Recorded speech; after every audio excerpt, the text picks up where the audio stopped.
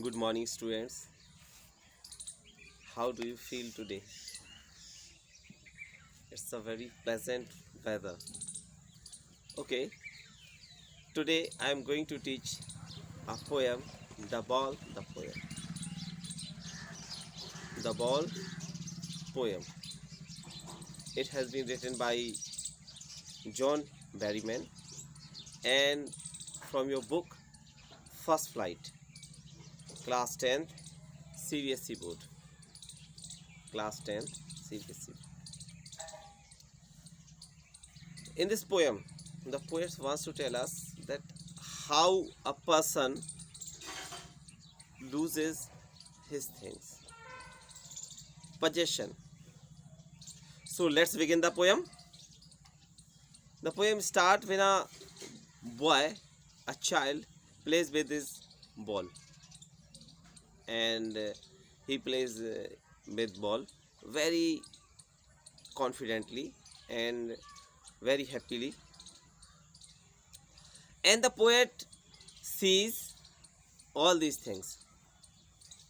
After some time, the ball of the child merrily bounce and goes in a water. पानी में चली जाती.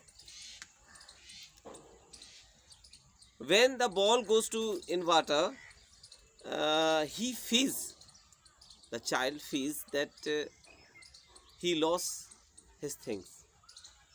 He is weeping right now. He feels that if he doesn't play like this, then ball wouldn't go there.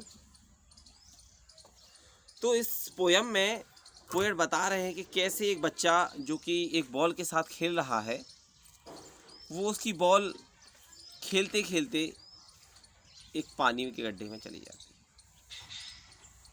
और अब वो poet इस बात को देख रहा है, पोएट मतलब राइटर देख रहा है कि कैसे उस बच्चे की जो बॉल वहाँ चली गई, तो बच्चा किस तरह से उस बॉल को देख रहा है, क्योंकि अब वो वहाँ से ला नहीं सकता उसको.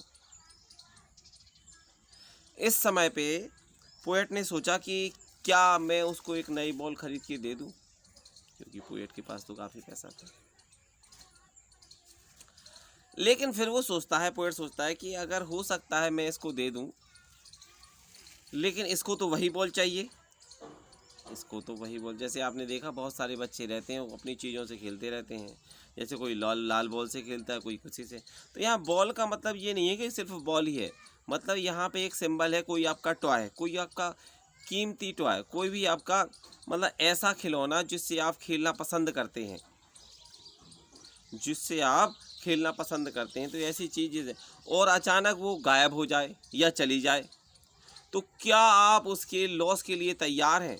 तो यहाँ पोएट उसको एक गिफ्ट दे भी सकता था, लेकिन पोएट ने उसको एक अलग से बॉल लेके नहीं दी, क्योंकि वो नहीं चाहता था कि जो चाइल्ड है वो केयरलेस हो जाए. अब क्या होता है कि अगर मान लीजिए एक बार आपकी कोई चीज़ गुम गई हो, आपके माँ बाप उसको लेके दे देंगे, तो आप क्या होगा, लापरवाह हो जाएंगे. You would careless. और फिर दूसरी बार भी गुम कर देंगे, तीसरी बार भी गुम कर देंगे.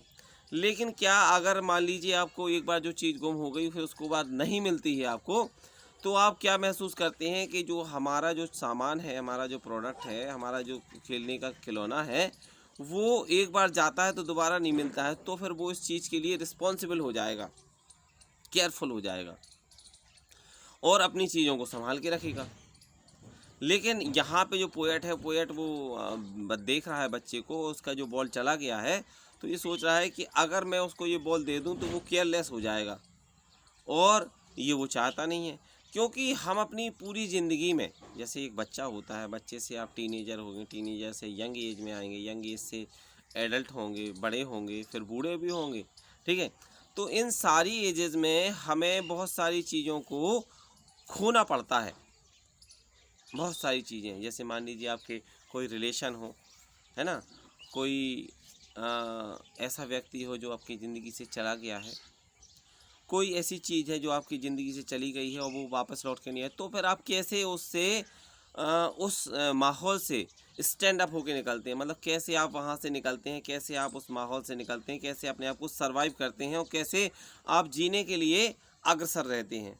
तो पोएट यही इन सब चीज़ों को बताना चाह रहा है इस पोएम के माध्यम से कि अगर आप अपनी चीज़ों के प्रति केयरफुल नहीं होंगे तो वो चीज़ें चली जाएंगी। तो आपको you should be careful to your things so that your things would remain to you for ever, but it is not possible कि लंबे समय तक रहें। लेकिन क्या है कि एक समय तक रखें। आप लोगों ने देखा होगा बहुत सारे खिलौने आपको मिलते हैं, किसी को वो वाली कार मिले जैसे कि रिमोट से कार चलानी हो, या मान लीजिए कोई उड़ने वाला हेलीकॉप्टर या हवाई जहाज़ आपके पिताजी लेके आए हैं या आप किसी ने आपको दिया है, तो आप क्या करते हैं, उसको खेलते हैं और अचानक क्या हुआ कि आपने जो हवाई जहाज़ उड़ने वाला उड़ा रहे हैं वो अचानक उड़ते उड़ते कहीं और चला जाए, है ना, तो क्या होगा, बड़ा दुख होगा। लेकिन क्या है, उस सब चीज़ों से भी हमें बाहर निकलना होता है और हम निकलते भी हैं। तो यहाँ पोएट, हमारे जो पोएट हैं जॉन बेरीमैन, ये इस बात को बताना चाहते हैं कि हमें अपनी ज़िंदगी में बहुत सारी चीज़ों को खोना पड़ता है, लेकिन फिर भी हम उन सब चीज़ों से बाहर निकलते हैं और आगे बढ़ते हैं। तो ज़िंदगी जीने का नाम है और इस ज़िंदगी जीने में हमें क्या है, बहुत सारी अपनी चीज़ों को सेक्रीफाइस करना पड़ता है। अब यहाँ जो पोएट है कुछ बातों को क्वेश्चन कर रहा है कि इस तरह के क्वेश्चन आपके मन में होंगे या पूछ सकते हैं कि why does the poet not want to intrude him.